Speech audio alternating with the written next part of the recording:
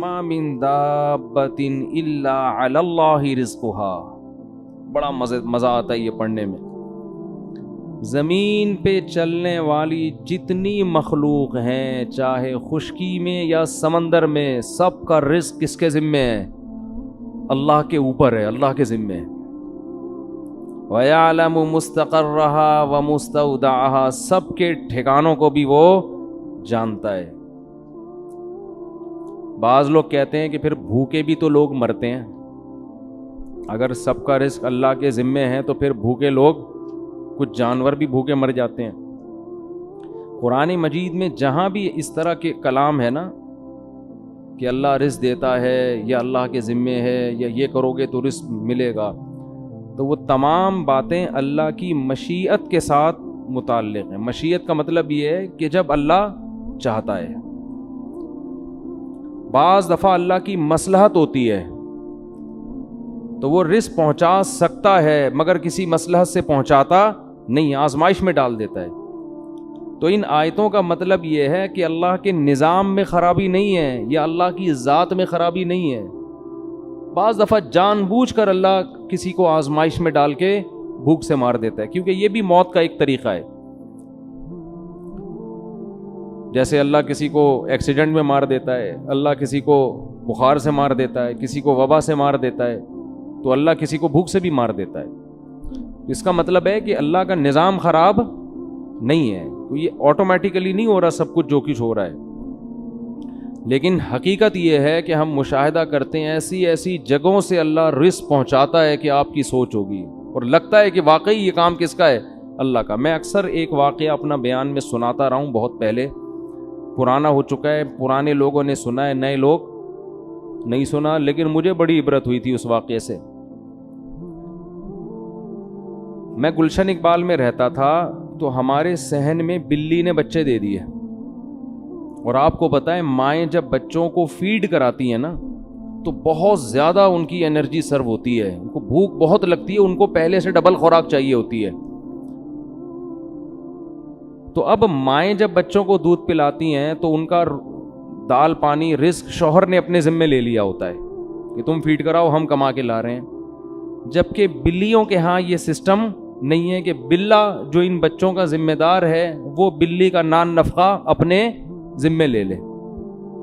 بلوں کے ہاں ایسا سیٹ اپ بولو بھائی نہیں, ٹھیک ہے نا, تبھی تو وہ بلے ہیں, انسان نہ ہوتے ورنہ. تو بلی نے بچے دیے.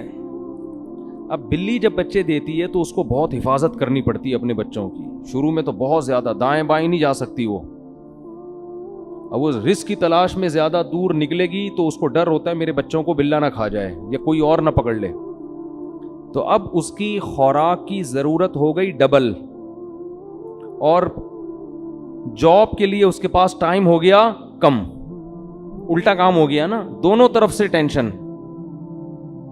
لیکن اب بچوں کو اس نے فیڈ کرانی ہے, خوراک ڈبل چاہیے, ٹائم ہے نہیں اس کے پاس خوراک لینے کے لیے.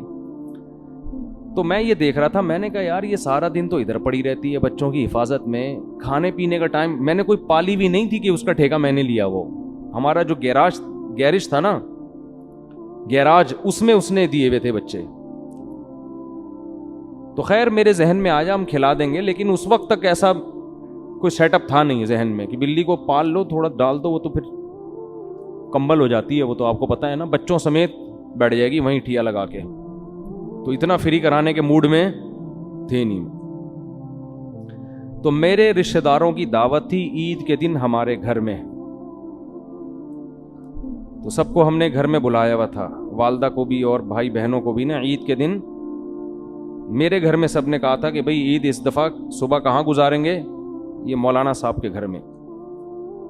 تو میں گوشت خریدنے چلا گیا, بکرے کا گوشت میں لے کر آیا, چھیچڑے ہٹا کے, بہت صاف ستھرا خاندانی قسم کا گوشت, اور وہ شاپر میں پیک کرا کے بائک پہ میں گلی میں بائک کھڑی کر کے حسب معمول گوشت وہیں چھوڑ کے بھولے سے ہم گھر میں آ گئے. میرے ساتھ یہ بہت ہوتا رہتا ہے, ٹھیک ہے نا. گوشت ہمارا کہاں لٹکا ہوا ہے؟ بائک پہ لٹکا, اور ہم بھول ہی گئے کس سلسلے میں جانا ہوا تھا اور کس سلسلے میں آ رہے ہیں. تو گھر والوں نے کہا بھیا آپ کو بھیجا تھا گوشت لینے کے لیے. میں نے کہا او بھائی مجھے ابھی یاد آیا. او ہو میں جیسا ہی گیا ہوں اتنا ٹائم گزر چکا تھا کہ بلی خلال کر رہی تھی دانتوں میں بیٹھ کے. جیسے ہم کھا لیتے ہیں نا تسلی سے, طبیعت سے پھوڑ پھاڑ کے, آخر میں جمائیاں لے رہے ہوتے ہیں اور وہ دانتوں کو نا یوں یوں کر رہے ہوتے ہیں. تو بلی جو ہے نا طبیعت سے وہ گوشت کھا کے پیٹ بھرا ہوا تھا اس کا, اور زبان سے خلال کر رہی تھی.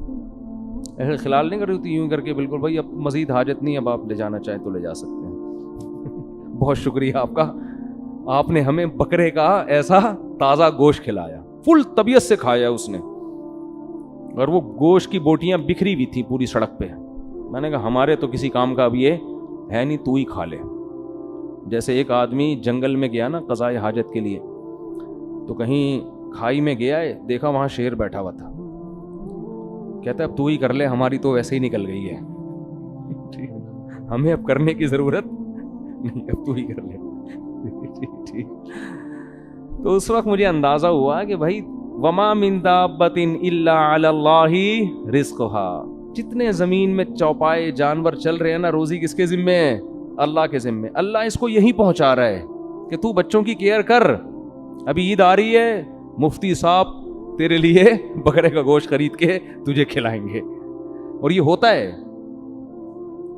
تو رزق جو ہے نا چھپڑ پھاڑ کے, دروازے پھاڑ کے آتا ہے. نبی صلی اللہ علیہ وسلم نے فرمایا الا وان نفسا لن تموت حتى تستكمل رزقا, کوئی نفس, کوئی انسان ہرگز اس وقت تک مر نہیں سکتا جب تک اپنے مقدر کی روزی نہ کھا لے. وہ آپ کے جو آخری نوالا جب تک آپ کھاؤ گے نہیں نا, آپ کی موت نہیں آئے گی. اللہ نے ہر دانے پہ کھانے والے کا نام لکھا ہوا ہے, یہ تو کھائے گا.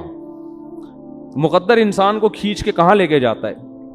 ڈاکومنٹریز میں دیکھتا ہوں بہت تو جنگلوں کی, تو اس میں آپ نے دیکھا ہوگا شکار مگرمچھ کر رہا ہے, لے کے کون جا رہا ہے؟ شیر. کبھی شکار شیر کر رہا ہے اور مگرمچھ چھین کے جا رہا ہے. محنت کوئی کر رہا ہے, فائدہ کوئی اور اٹھا رہا ہے. تو جنگلوں میں بھی سب کو رزق مل رہا ہے, وہ اس کو کھا رہا ہے, وہ اس کو کھا رہا ہے, وہ اس کو کھا رہا ہے. تو اللہ نے فرمایا وما من دابۃ فی الارض الا علی اللہ رزقها. اسی آیت کی وجہ سے اور اس جیسی دوسری آیتوں کی وجہ سے علماء منع کرتے ہیں کہ رزق کی تنگی کے خوف سے نسل روکنا جائز نہیں ہے کہ میں بچوں کو کھلاؤں گا کہاں سے. اس کا مطلب یہ بچے آپ کے بچے پہلے ہیں, اللہ کی مخلوق نہیں ہے. بھائی اللہ کی مخلوق پہلے ہیں, آپ کے بچے بعد میں. تو اللہ نے تو اپنی مخلوق پیدا کرنی ہے, ان کو پالنے کے لیے ماں باپ کو پیدا کیا ہے. یہ ایک امانت ہے جو اللہ والدین کے حوالے کرتے ہیں کہ میری مخلوق ہے, تم پالو اس کو اور تمہیں بھی اس سے فائدے پہنچاؤں گا. آپ کہتے ہیں اللہ کی نہیں ہے, یہ تو میرے بچے ہیں, میرے ذمے ہیں, میرے ذمے. کیسے بچہ پیدا ہوتے ہی ماں کی چھاتیوں میں دودھ آ جاتا ہے؟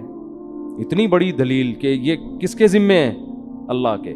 بے وقوف یہ سمجھتا ہے کہ صرف دودھ آ سکتا ہے اور کچھ نہیں. عقل مند یہ سمجھتا ہے کہ ابھی چونکہ دودھ کی ضرورت ہے اس لیے دودھ مل رہا ہے. تو یہ اس کی علامت ہے کہ جس چیز کی جب ضرورت ہوگی اللہ وہ انتظام کرے گا. سمجھتے ہو؟